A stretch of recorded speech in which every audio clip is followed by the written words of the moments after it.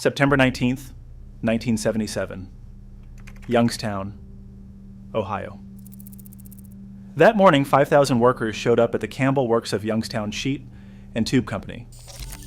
By that afternoon, they had been told in a company statement that the plant was closing and their jobs were gone. Not in 6 months. Not at the end of the quarter. Effective immediately. The statement was so abrupt, so clinical, so stripped of any acknowledgement that these were human beings who had built their entire lives around this work, that the Youngstown Vindicator ran the announcement as a banner headline, and people still remember exactly where they were when they read it. Within 5 years of that day, 50,000 jobs had disappeared from the Mahoning Valley. The sky that used to glow orange at night from the furnaces went dark.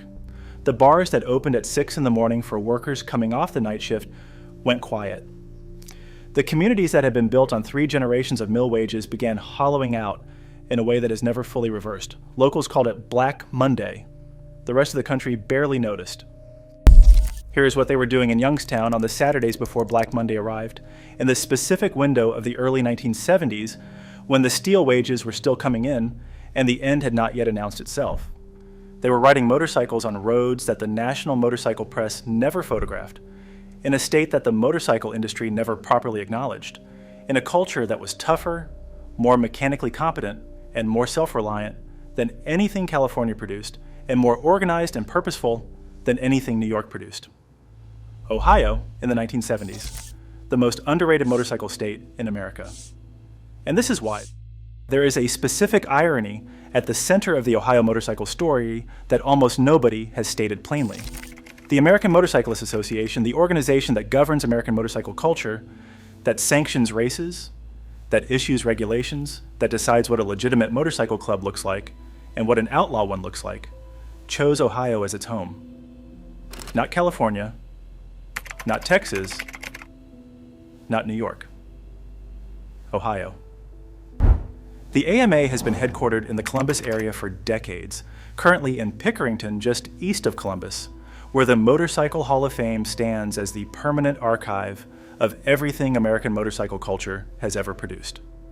The organization that invented the 99% framing, the infamous 1947 statement claiming that 99% of motorcyclists were law-abiding citizens, which the 1%ers adopted as an identity marker and wore as a badge, chose Ohio as the place from which to govern American motorcycle culture. And yet, when the national motorcycle press wrote about motorcycle culture in the 1970s, they wrote about California. They wrote about Daytona. They wrote about Sturgis as it was growing from 3,000 to 30,000 riders. They wrote about the chopper builders in Los Angeles. They wrote about the Hells Angels in Oakland. They did not write about the rubber workers in Akron who rode Indian summers through Wayne National Forest on their days off. They did not write about the steel workers in Youngstown who kept shovel heads in their garages the same way they kept their tools, maintained to a specific standard because a tool that fails you when you need it is not a tool. They did not write about the AMA's backyard, that gap between where American motorcycle governance sat and where American motorcycle coverage went is the Ohio story.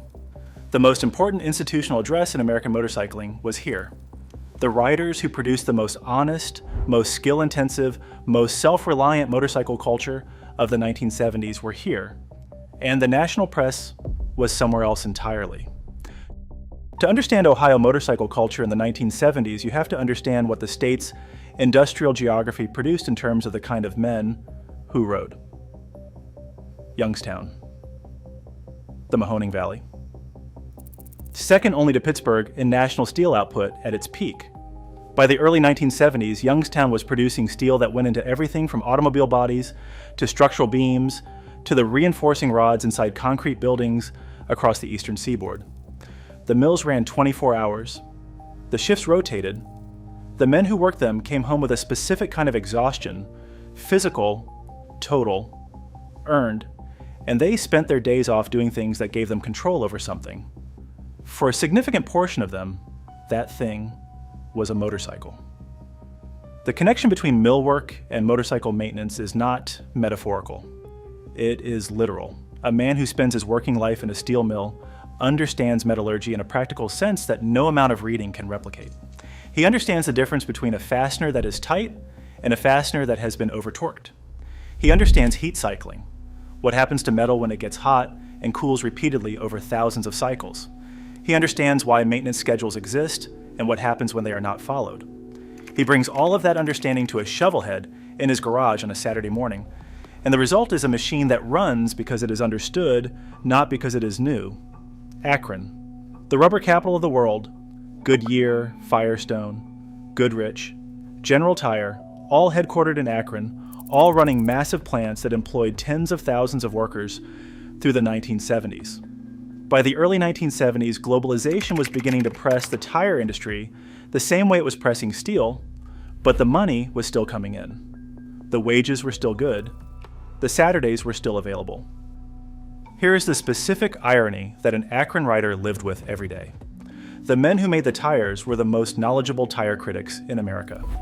They knew exactly what a tire was made of, how it was constructed, which compounds wore fastest, which handling characteristics were worth the price premium, and which were marketing. They knew because they made them. An Akron motorcycle rider in 1973 knew more about the tire on his bike than any dealer in California knew, because he had spent 8 hours a day for 20 years making the product that dealers sold. I personally think that specific knowledge, the insider understanding of the product you use, is the most underrated element of the Midwestern motorcycle culture of the 1970s. The riders in the industrial cities were not choosing their gear based on advertising. They were choosing it based on direct knowledge of how it was made. Toledo, the glass city, Owens, Illinois, and Owens Corning, both headquartered here. The automotive glass industry that served Detroit just across the Michigan border. Glass workers, auto parts workers, manufacturing workers of every kind in a city that had grown up as a trade hub on the Maumee River and the Erie Canal and had never stopped being a place where things were made by men who understood what they were making. Cleveland. The northern anchor. On Lake Erie, with all the Great Lakes maritime culture that implied, Republic Steel and U.S. Steel both operating major facilities in the Cuyahoga Valley. The Flats, the industrial corridor along the Cuyahoga River that was so polluted, the river literally caught fire in 1969 in an event that helped launch the environmental movement in America. A city that wore its industrial identity without apology, that understood itself as a place where things were built rather than a place where things were sold. Columbus, the middle of the state, the AMA headquarters, Ohio State University, a city that was more white-collar than the manufacturing centers around it, but surrounded by the same working-class culture that shaped the rest of the state. Cincinnati, the southern anchor, closer to Kentucky than to Cleveland, with its own specific character, more conservative, more southern influence. Sitting on the Ohio River with all the history that implied. What all of these cities shared in the 1970s was a population of working-class men with mechanical knowledge, real wages, and a specific relationship to machines that came from their work. Ohio had more of these men per square mile than almost any state in America. And they rode motorcycles. The National Motorcycle Press wrote about Pacific Coast Highway, about US 1 in California with the ocean on the left and the cliffs on the right, about the Arizona desert roads with the Joshua trees and the clean, dry heat. They wrote about Tail of the Dragon in North Carolina. They wrote about the Great Western roads with their long, straight views and enormous sky.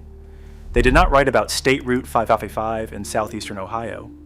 Route 555, locally called the Triple Nickel, runs 63 miles from Zanesville south through Wayne National Forest to the Ohio River near Little Hocking. It is not famous. It is not on most national motorcycle road lists. It is not photogenic in the conventional sense. It is a technically demanding road of sharp curves, blind hills, elevation changes, and stretches where the pavement comes right to the edge of the tree line with no margin for error. It is a road that demands everything you have as a rider and offers no quarter if you give it less than your full attention. Ohio riders in the 1970s knew this road. They had been riding it for years before anyone outside the state discovered it. They rode it on machines they had maintained themselves because there was no margin on the Triple Nickel for a motorcycle that was not right.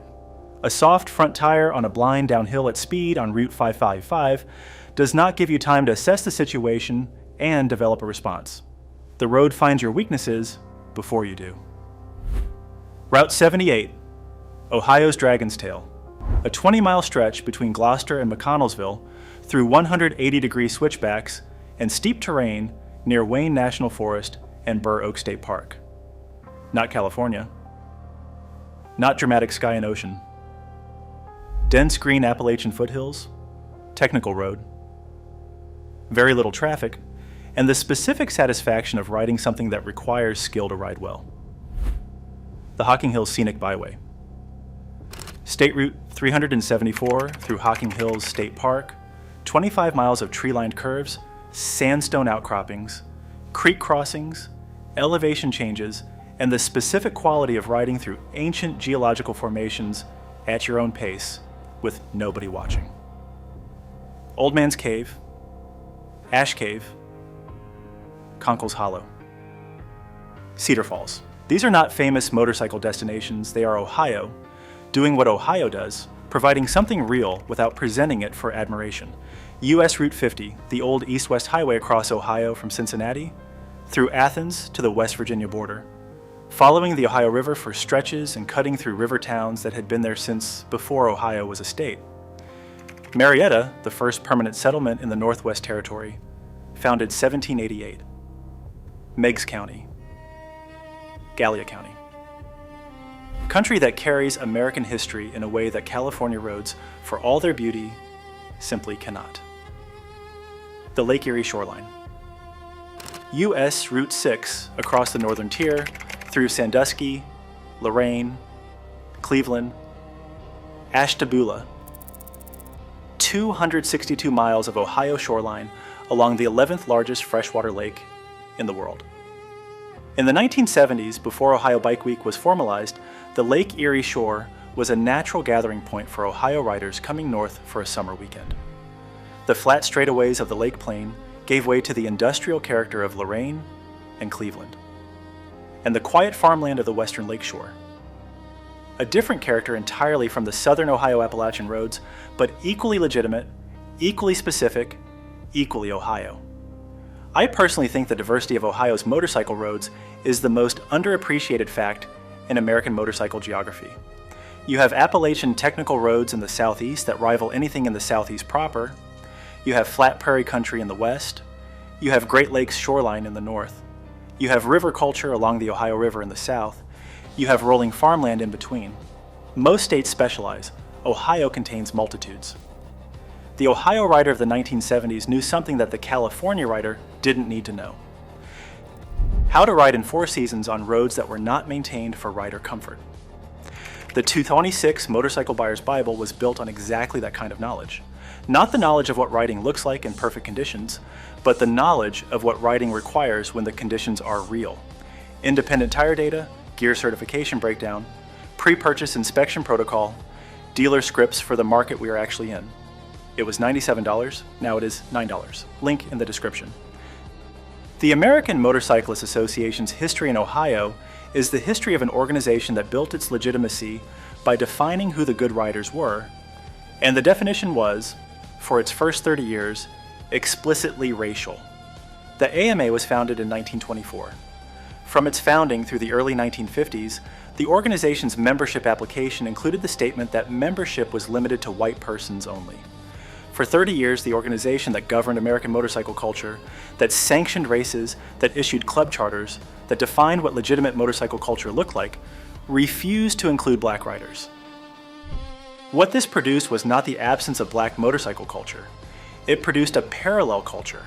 Black riders formed their own clubs, organized their own runs, built their own community.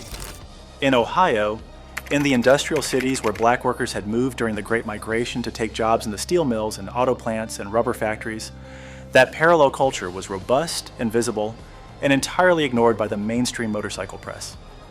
The specific Ohio version of this story runs through Akron. The Great Migration brought tens of thousands of black workers to Akron's rubber industry. They built communities in the north end of the city. They worked the same factories as white workers, often on the same lines, and came home with the same mechanical knowledge. They built the same motorcycle culture. And the AMA, headquartered just down the road in Columbus, had spent 30 years telling them they were not part of the story. When the AMA reversed its racial exclusion policy in the early 1950s, the damage was already done. The parallel culture had developed its own identity. its own clubs, its own events, its own roads. The mainstream coverage never caught up. The historical of black motorcycle culture in Ohio's industrial cities, in Akron and Cleveland, in Youngstown and Columbus, is largely unwritten in the mainstream motorcycle press. It existed.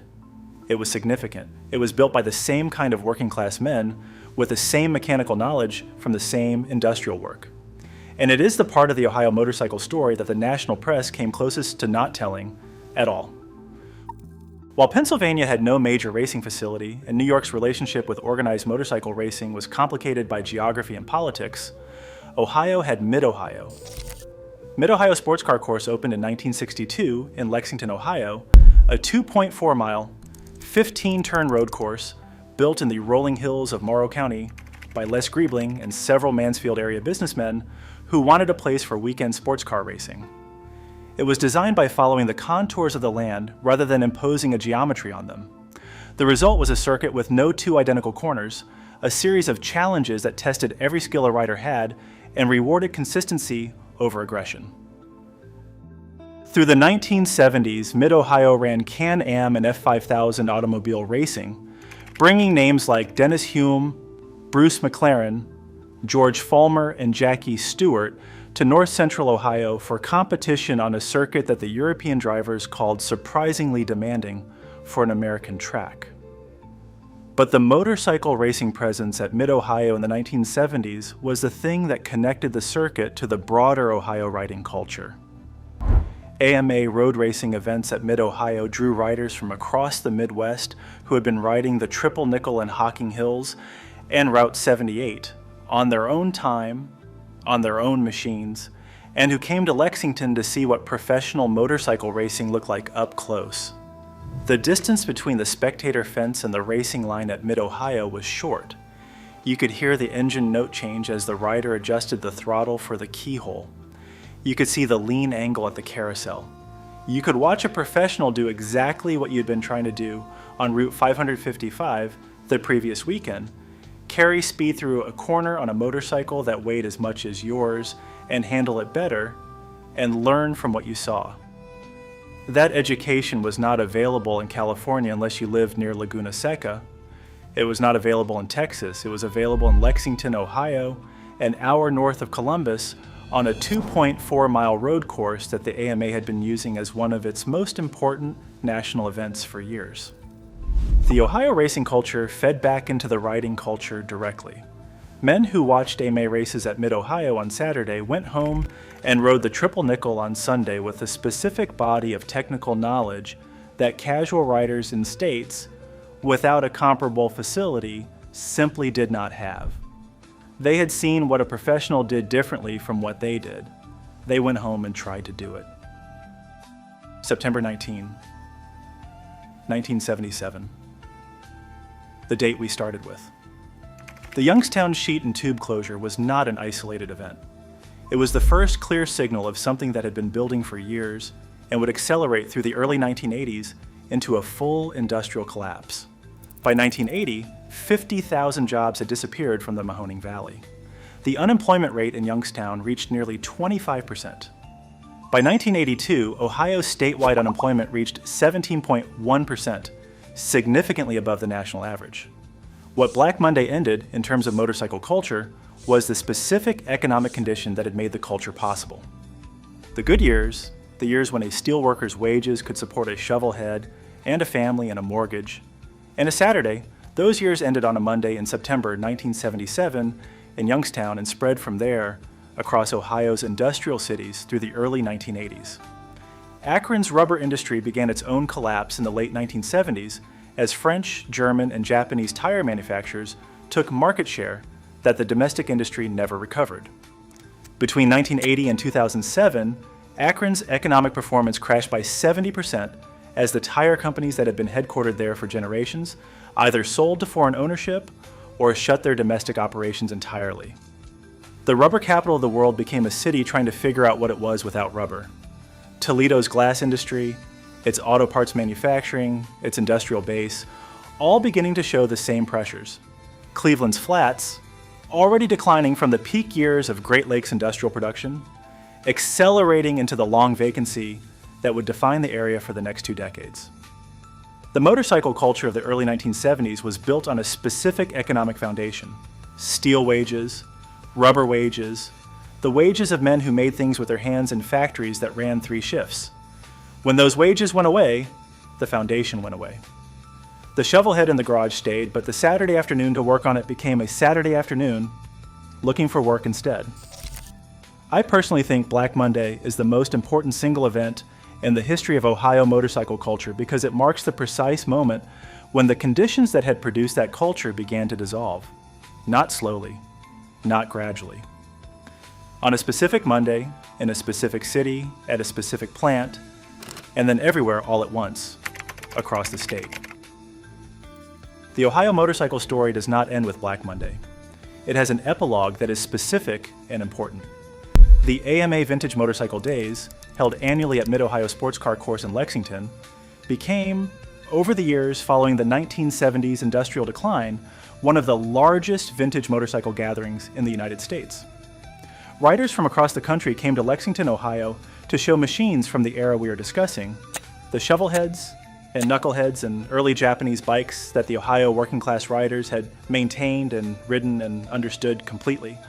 The machines that the steel workers and rubber workers and glass workers had rebuilt in their garages on Saturdays became, 2 decades later, the artifacts of a culture that the rest of the country was beginning to recognize had been worth paying attention to.